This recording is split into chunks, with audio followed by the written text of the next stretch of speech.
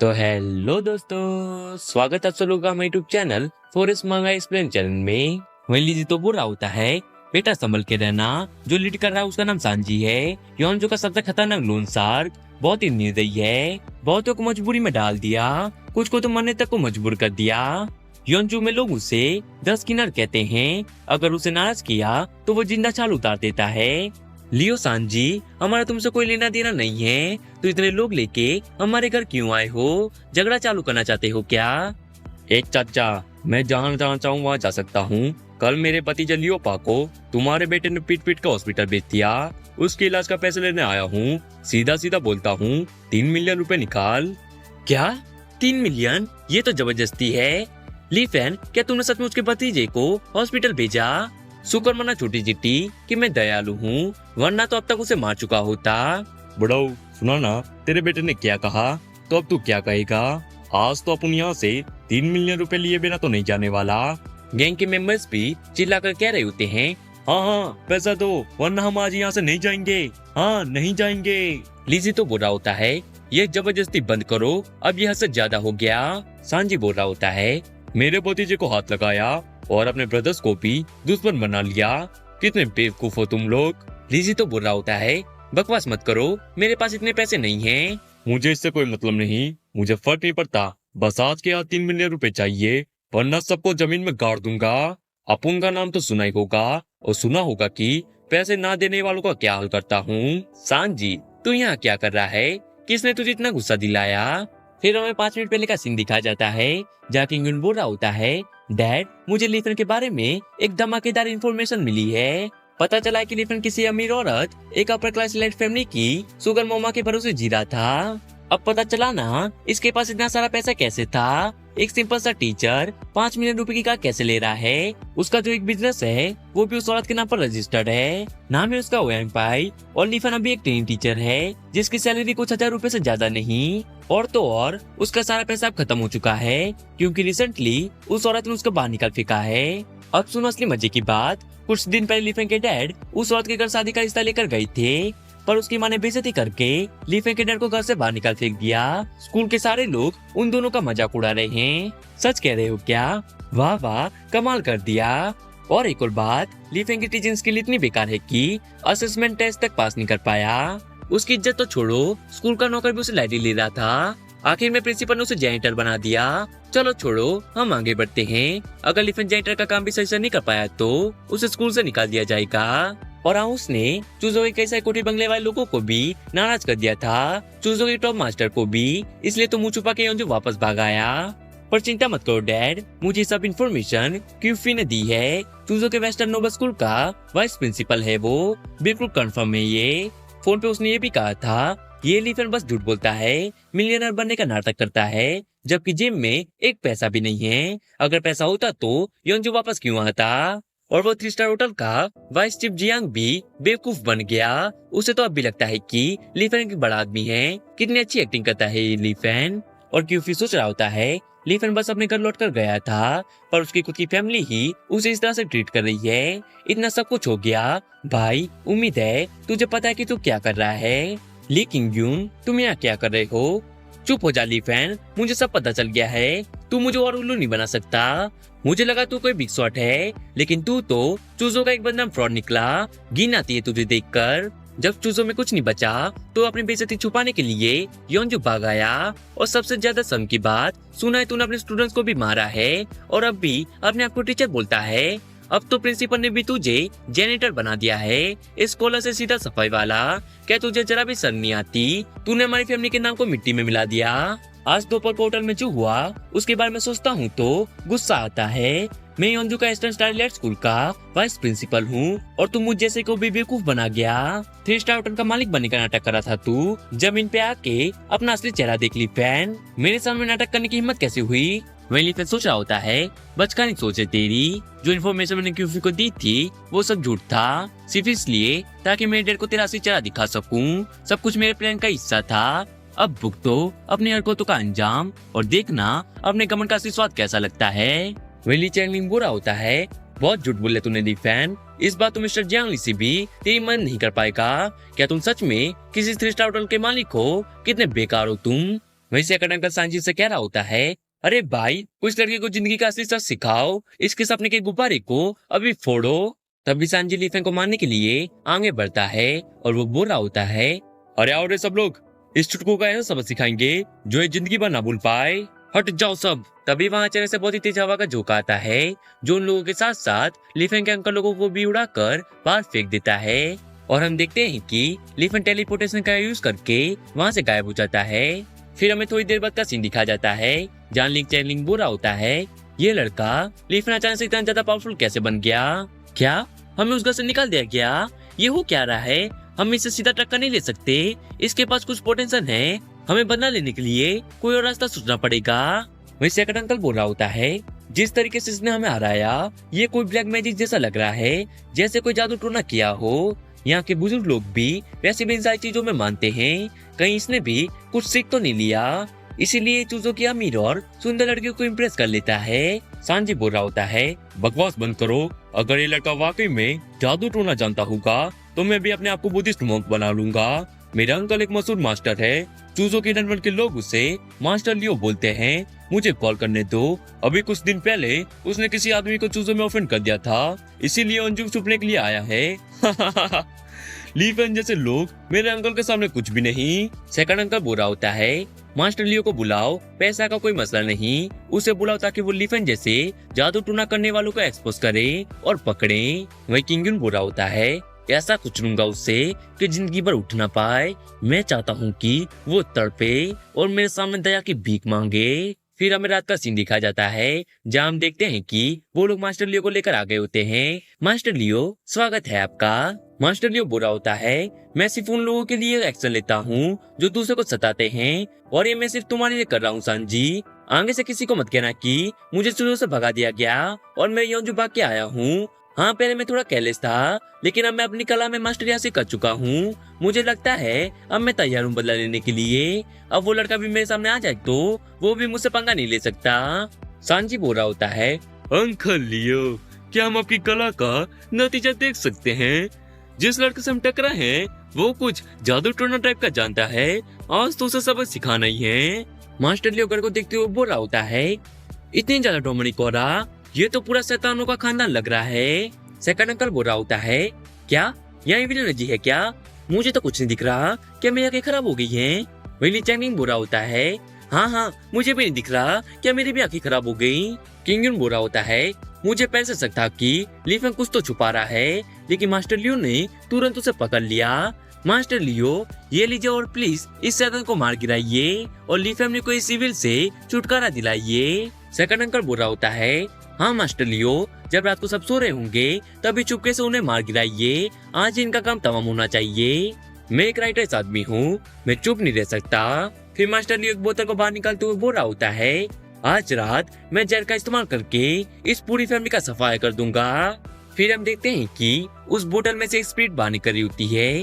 वहीं मास्टर लियो बोल रहा होता है, ये है किंग गोस्ट स्कॉर्पियन, एक खतरनाक जहरीला जानवर जो भूत और इंसानों दोनों को खा जाता है। मैंने इसे चूजों के उस लड़के के लिए संभाल के रखा था, लेकिन छोड़ो, आज तुम लोगों को ही इसे यूज करके दिखाता हूँ। फिर हम देखते हैं कि वो स्कॉर्पियन अपने मुंह से जहर उगलता है और सामने की दीवार को तोड़ देता है। चाहे लीफेन ने कोई भी कला सीखी हो, ये स्कॉर्पियन उसके लिए काफी है। मैं मास्टर लियो ट्रेटर और इविल लोगों का काम तमाम करना अच्छे से जानता हूँ। फिर मास्टर लियो अंदर जाने लगता है और जाते हुए बोल रहा होता है, सुबह होने का इंतजार करो और सुबह होते ही लाशें उठाने वालों को लेके आना। सुन मेरी बेबी गर्ल, आज तुझे फ्रेश मीट मिलेगा, ये पूरी फैमिली तेरा खास डिनर बनेगी, और याद रख एक टुकड़ा भी मत छोड़ना। और हम देखते हैं कि वो स्कॉर्पियन सभी चीजों को खाने लगता है। वही मास्टर लियो बोल रहा होता है, पैरासाइट्स आ जाओ। इतना कहते ही मास्टर लियो का साथी मटके में से मधुमक्खियों को बाहर निकालता है और वो सभी घर को तबाह करना शुरू कर देते हैं। तभी वहाँ लिन्यू आ जाती है और वो उस स्कॉर्पियन की पूंछ को पकड़ते हुए बोल रही होती है, अरे अरे मेरे नादान से स्कॉर्पियन, ये तुम क्या कर रहे हो? क्या तुम मेरे मास्टर की प्रॉपर्टी को तबाह कर रहे हो? हाँ, ये क्या बकचोदी चल रही है? और हम देखते हैं कि वहाँ लिन्यू के साथ ईफेंग भी आ जाता है और वो मास्टर लियो की कॉलर को पकड़ते हुए बोल रहा होता है, सुनो बुड्ढे, मैं पूछ रहा हूँ कि तू है कौन? इतनी रात को मिस्टर ली के विला में घुसने की हिम्मत की? मरना चाहता है क्या? मास्टर लियो बोल रहा होता है, हाथ मत लगाना मुझे, छोटे से कीड़े कहीं के। मैं वार्न कर रहा हूँ। मैं हूँ मास्टर लियो। पूरे यंजू में सिर्फ सेंगे माउंटेन वाले मास्टर चैन ही मुझसे पंगा लेने की हिम्मत कर सकते हैं। मास्टर चैन, सुना है ना उसका नाम? अगर बता दिया तो कहीं डर के मारे तो चड्डी में ही ना मुद्दे। ये फिर मास्टर लियो को थप्पड़ मारते हुए बोल रहा होता है, कमीने, मास्टर चैन तो मेरा मास्टर है, उसका नाम लेके मुझे डराने की हिम्मत कर रहा है तू। और सुन, मेरा मास्टर भी मिस्टर ली के सामने कुछ भी नहीं, तो तेरे जैसे कीड़े का तो कोई सवाल ही पैदा नहीं होता। वह स्कॉर्पियन सोच रहा होता है, मैं गोस्ट स्कॉर्पियन हूँ और एक छोटी सी बच्ची ने मुझे पकड़ लिया। उफ, बहुत ही गुस्सा आ रहा है मुझे। बच्ची, मुझे जाने दे। सोचा नहीं था कि तुझ में इतनी हिम्मत होगी। तू बस एक कीड़े की तरह चिल्ला रहा है। तेरी स्कॉर्पियन बॉडी तो डेमोनिक एनर्जी से पाली गई है। मेरे लिए तो ये एक रेयर टॉनिक है। ई फैंग, इस बुढ़े आदमी और उसके साथ जो टट्टू लोग आए हैं ना, उन्हें संभाल लेना। ई फैंग बोल रहा होता है, ये तो बहुत ही आसान काम है। वही न्यू स्कॉर्पियन को देखते हुए बोल रही होती है, और तू मेरी प्यारी सी गुड़िया, बता बोनू तुझे या तुझे बाप में पकाऊं या डीप फ्राई? देख के ही मुंह में पानी आ गया। तू तो सच में स्वादिष्ट लगती है। फिर हम अगले दिन का सीन दिखा जाता है, जहाँ हम देखते हैं कि किंग यून अपनी कार लेकर आ गया होता है। किंग यून बोल रहा होता है, पूरी रात मनुष्यत के बाद लगता है ली फैंग की फैमिली का काम तमाम हो चुका है। देखो, कहीं पे कोई हलचल तक नहीं हो रही है। सांजी, अभी तक मास्टर ली का कोई सिग्नल तक नहीं आया। क्या वो वाकई इतना चुपचाप काम करता है जैसे तूने कहा था? मैं तो इस पल के लिए कब से तड़प रहा था। वैली चैनिंग बोल रहा होता है, किंग सही कह रहा था। आज सिर्फ हमारी ली फैमिली के एंसेस्टर्स की डेथ एनिवर्सरी का ही दिन नहीं, बल्कि नए पैट्रिया को भी चुना जाएगा। थर्ड ब्रदर का काम निपटा के हमें सीधा ली फैमिली के मेंशन चलना चाहिए। सेकंड अंकल बोल रहा होता है, ब्रदर आप इतनी जल्दी में क्यों हो? वैसे भी सबको पता ही है कि नए पैट्रिया की पोजीशन तो आपकी ही है। डैड, अब और कितना वक्त लगेगा? मुझसे तो ली फैमिली की लाश को देखने का इंतजार ही नहीं हो रहा। पूरी रात मैं उन विदेशी कॉफिन कैरियर्स को समझाता रहा हूँ, सिर्फ इसलिए ताकि वो उसकी लाश को उठा के ले जाएं। वही सांजी बोल रहा होता है, वाह, ये भाई लोग तो काले कपड़ों में आए हैं। अपन का आइडल लोग लगते हैं सब। शुक्रिया इन्हें यहाँ बुलाने के लिए। वैसे भी लीफा मेरा कजन है, एक भाई होने के नाते थोड़ा जिम्मेदारी तो लेना ही पड़ेगा। भाइयों, चलो सब स्टेज पे चढ़ जाओ, डीजे को बुलाओ, फुल वॉल्यूम में जरा म्यूजिक तो बजाओ। हाँ हाँ हाँ, ली फैन, मैं आ गया तेरी लाश लेने। ली फैन बुरा होता है, ज्यादा खुशियाँ मत मनाओ, तुम्हारे बाप अभी जिंदा हैं। कहीं अपने बाप को जिंदा देखकर हैरानी तो नहीं हुई? लेकिन ग्यून, चुप क्यों हो? कुछ तो बोलो। हिम्मत तो बड़ी दिखा रहे थे। दरवाजे के बाद जो कुछ भी कहा मैं सब कुछ सुन रहा था। किंग यून बुरा होता है, ली फैन तू अभी तक जिंदा है? मास्टर लियो, ये क्या कर रहे हो आप? मास्टर लियो चिल्लाते हुए बुरा होता है, अबे गधे, मैं तुझे से भागा था क्योंकि मैंने मिस्टर ली से पंगा ले लिया था, और अब तूने मुझे फिर से मिस्टर ली से ही पंगा लेने पर मजबूर कर दिया, और उस बच्ची ने मेरे प्यारे से स्कॉर्पियन को भी खा लिया। बुड्ढे, तेरा प्रेशियस स्कॉर्पियन काफी स्वादिष्ट था। उस स्कॉर्पियन को खाने के बाद मेरी गोस्ट एनर्जी फिर से रिचार्ज हो गई है, जो मैंने अपनी शक्ल बनाने में लगा दी थी। मास्टर लियो, लगता है तुम झूठ नहीं बोल रहे थे, वाकई तुम्हें कल रात इन लोगों ने ही भेजा था। डैड, अब तो आप देख रहे हो ना ये लोग असल में कैसे हैं। तुम धोखेबाज निकले लियो, इतना पैसा ले गया तू हमसे और एक छोटी सी प्रॉब्लम को भी सॉल्व नहीं कर सकता। सेकंड अंकल बुरा होता है, थर्ड ब्रदर, मैं खुल के कह रहा हूँ, एंसेस्टर्स की डेथ एनिवर्सरी तो सिर्फ एक बहाना है। असली मकसद ली फैमिली के नए पैट्रियार्क को चुनने का, और वो सिर्फ मेरे बिग ब्रदर ही बनेंगे। अगर तुमने बिग ब्रदर की बात नहीं मानी तो समझो तुमने पूरी ली फैमिली के अगले पैट्रियार्क के खिलाफ जाने की हिम्मत की है। क्या तुम्हें डर नहीं लग रहा है कि बिग ब्रदर अभी के अभी तुम्हें और तुम्हारे बेटे को फैमिली से बाहर निकाल फेंकेंगे? लिजी तो बुरा होता है, जब फैसला हो चुका है तो ज्यादा बोलने की जरूरत नहीं।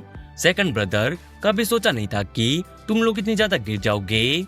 ली चैंगलिंग बुरा होता है, लिजी तो अगर किसी को पता भी चल गया तो तुम हमारा क्या ही बिगाड़ लोगे। सांजी बुरा होता है, बुढ़ाऊ, कल अपन ने तुमसे लड़ाई नहीं की क्योंकि अपन तुमको एक मौका देना चाहता था, लेकिन अब अपन और मौका नहीं देने वाला। वो 3 मिलियन रुपए का हॉस्पिटल का बिल याद है ना? अगर अभी कभी पैसा नहीं दिया तो अपन और अपनी सारी पलटन लोग तेरे इस घर को मिट्टी में मिला देंगे। वही किंग यून बुरा होता है, बिल्कुल सही कहा। ली फैन अगर हमसे टक्कर लेने की सोच भी रहा है तो पहले अपनी औकात देख ले।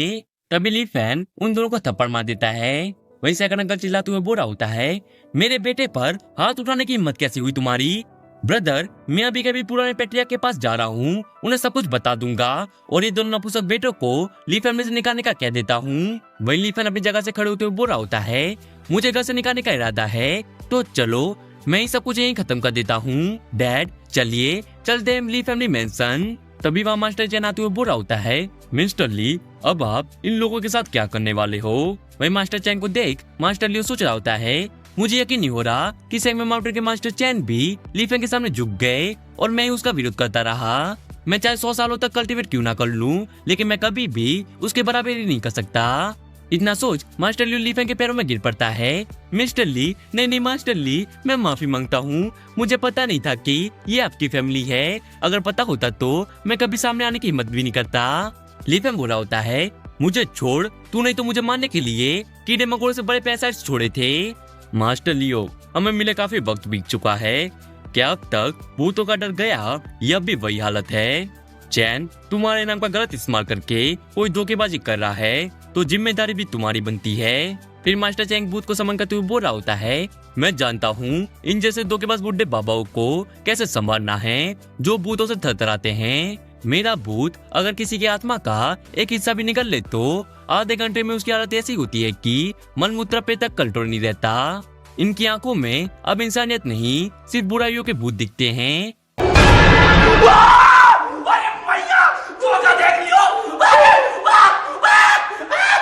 वही हम देखते हैं कि वो लाश उठाने वाले लोग वहाँ से डर के मारे फटाफट भाग रहे होते हैं। उन्हीं में से एक बंदा बोल रहा होता है, जल्दी अफ्रीका वापस भागो, यहाँ के सभी लोग क्रेजी हैं, एशियन लोग पागल हैं, हमें यहाँ कभी वापस नहीं आना चाहिए, जल्दी भागो। वही हम देखते हैं कि वो सभी लोग भी घर से बाहर आ रहे होते हैं। भूत भूत। वही वो बूढ़ा आदमी चिल्लाते हुए बुरा होता है, चैंग लिंग, चैन फैंग, तुम दोनों यहाँ क्या कर रहे हो और ये क्या हालत बना रखी है अपनी? वही वो लोग उस बुढ़े आदमी की तरफ देखते हैं, उन्हें उन लोगों में भी भूत दिखने लगते हैं। भूत भूत।